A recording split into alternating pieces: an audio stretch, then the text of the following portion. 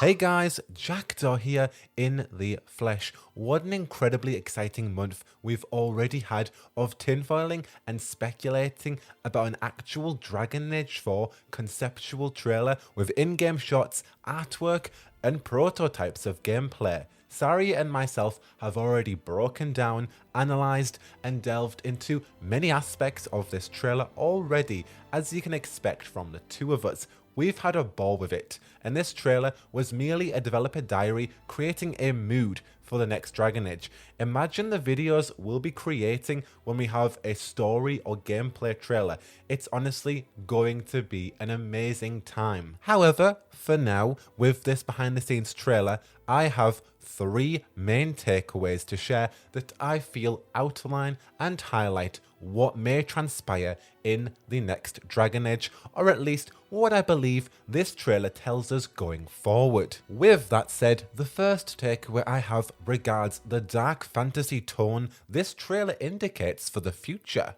With the conceptual work of Lovecraftian-inspired monsters and spiders with hands, no doubt relating to Gillenan's disgusting creations, and the many dark, macabre and otherwise eerie locations establishing a very gothic and spooky atmosphere and tone, from the Red Lyrium-infested lands to even Tevinter's capital city.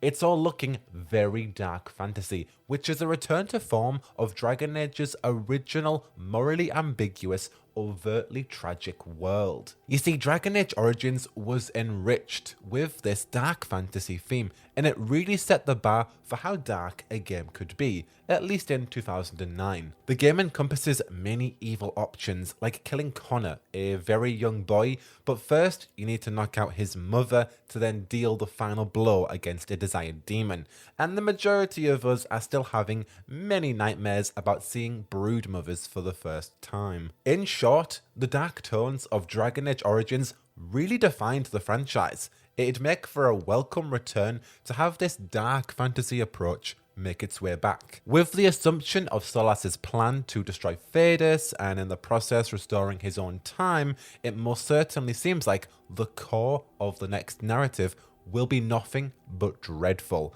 And as a melancholic Brit myself, I am most excited to see how truly dark the next game can become. At least for now, this trailer is certainly painting a brutal picture of the next Dragon Age game's overall mood, and I am living for it. The second takeaway I have is all about the future story beats and plot threads. While we can't confirm anything in this trailer, we can certainly sense an overall vision of what the next narrative may entail. The trailer is filled with dwarven iconography and architecture, showing tags, cities or ruins, not to mention the Titan baby, at least that's what I'm calling it for now. We can see Grey Wardens and a Grey Warden fortress, which is most certainly their headquarters, Fortress Weishaupt, in the sandy Anderfells. The Tevinter Imperium, the most prideful nation ruled by mages, once home to the ancient elves, most certainly one of the most prevalent countries we will witness in the next game. The Antivan Crows, many of them appear in concept shots as well as what seems to be Antiva, the Lords of Fortune. A new faction introduced in Tevinter Knights, they are Raveni treasure hunters seeking wealth and opportunity wherever they can find it. Navarra City and its grand necropolis, situated right in the middle of 4's, the nation is known for their powerful death mages. The Blight, via Red Lyrium, the taint is spreading and infesting the entire land, corrupting the ecosystem and everything it touches. We see what we can speculate to be heist-like missions with a group of characters infiltrating and sneaking around, and of course we have ancient elves, ancient beings, and an ancient prideful elven god. The next Dragon Age's narrative is going in a completely new direction. Not to mention, we're going to Northern 4's. There isn't going to be as much familiarity as we'd like to expect. Instead, this new journey is going to feel fresh and a very unique experience. We're going to have a hero who won't have a lot of power, and the powerful figures who our hero will come across are deciding to do nothing against the many threats of 4's. It seems that our new hero instead will be the one to deal with these powerful oppositions with limited resources and a smaller team. No political reputation, no widespread army, no magical anchor, just a hero rising to the ranks to be the saviour 4's needs. Someone who is not known to Solas, who can rival the Dread Wolf behind the scenes. The next Dragon Age is most certainly going to be a very refreshing experience. While many plot threads will continue and develop, like the growth of Red Lyrium and of course Solas' scheme to destroy the Veil, we'll also witness many new stories, factions and characters that will take this plot into brand spanking new territory. So prepare for an entirely new adventure. The final takeaway I have, this trailer showed concept art and early production work that each create many moods for the next Dragon Age. We have more than just the Dreadwolf Rises mural to gloss over, but over 40 conceptual shots and in-engine prototypes of combat. Each shot tells us so much about what the developers are aiming to do with the next Dragon Age.